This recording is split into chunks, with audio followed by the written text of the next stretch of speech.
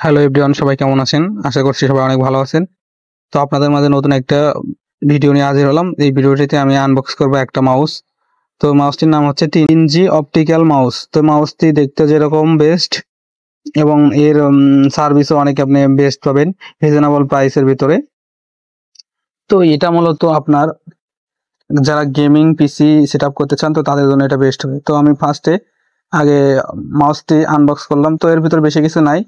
তো এর ভিতরে আপনার যে মাউসের যে তারটা থাকবে এই তারটা অনেক মজবুত এবং ইঁদুরে কাটার কোনো ভয় নেই এবং আপনি টেনেও ছিঁড়তে পারবেন না এই মাউসের তারটি।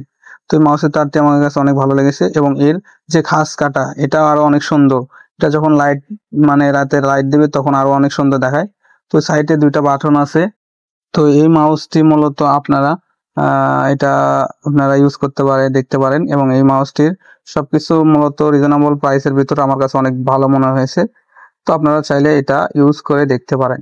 তো বিশেষ করে এটার মানে যে লুকটা রাতের বেলা যে লুকটা দিবে এটা দেখেই আপনার শান্তি পেয়ে যাবেন।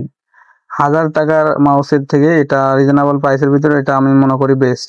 তো বলতে পারেন গরিবের গেমিং পিসির মাউস। তো এখন আমি দেখাই যে এটা রাতের বেলা লাইটিং এ কেমন দেখায়। তো চলুন আগে দেখি যে এটা কেমন দেখায়। তো দেখতে পাচ্ছেন রাতে লাইটিং এ আমি এটা ভিডিও করছি। তো দেখেন কত রকমের কালার। ফার্স্টে এটা কি কালার মেবি আমি জানি না। তো এটা মনে হয় বেগুনি কালার। এরপরে আপনার এটা সাদা কালার, এরপরে লাল কালার, দেন এরপরে হলুদ কালার, দেন সবুজ কালার, এরপরে নীল সবুজ এবং বেসিক্যালি শেষে নীল কালার।